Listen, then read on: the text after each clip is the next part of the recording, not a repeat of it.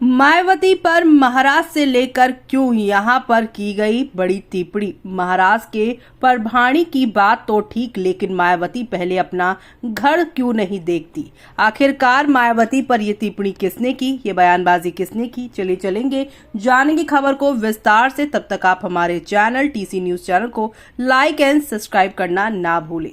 आपको बता दें, प्रभारी में संविधान की पुस्तिका की आकृति के साथ छेड़छाड़ पर बीएसपी नेता मायावती ने बयान तो दे दिया, लेकिन उत्तर प्रदेश में पार्टी को मजबूत यहां पर ना कर पाने पर उन्हें जो है काफी तंज मिला है। जी हां, आपको बता दें कि उत्तर प्रदेश में पार्टी को मजबूत करने की दिशा में वे क्या कर रही हैं। प्रदेश में बीएसपी की स्थिति पर एक विश्लेषण यहाँ पर सामने आया है।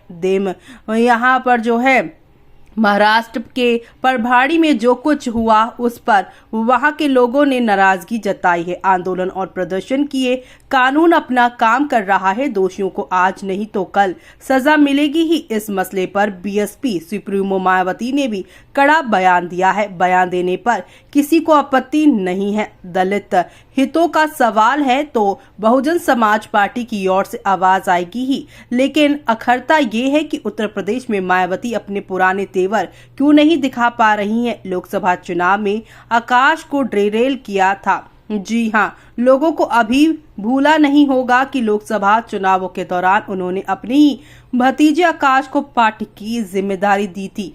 आकाश ने एग्रेसिव तरीके से प्रसार शुरू कर दिया। अचानक पार्टी सुप्रीमो ने आकाश की स्पीड पर ब्रेक लगा दिया। यही नहीं, उन्हें चुनावों तक यहाँ पर किनारे पाक भी कर दिया था। नतीजा ये रहा है कि जो फायदा बहुजन पार्टी को लोकसभा चुनावों के दौरान मिलना चाहिए था, उसकी मलाई समाजवादी पार्टी और कांग्रेस को मिल गई। आरक्षण मसले पर जो है बितके दलित वोटरों ने एसपी कांग्रेस का साथ दिया। नतीजा ये हुआ कि कांग्रेस को 6 और एसपी को 37 सीटें मिली। वहीं आपको बता दें कि राज्य विधानसभाओं के चुनाव और यूपी में उपचुनाव हुए तो कांग्रेस एसपी लोकसभा चुनाव जैसे कोई नैरेटिव खड़ा ही नहीं रह सकी। नतीजा ये रहा है कि उसे कहीं सफलता नहीं मिली। उत्तर प्रदेश में भी वे सीटें भी बीएसपी की झोली में जा गिरी, जहां मुस्लिम मतदाताओं की यहां पर जो है संख्या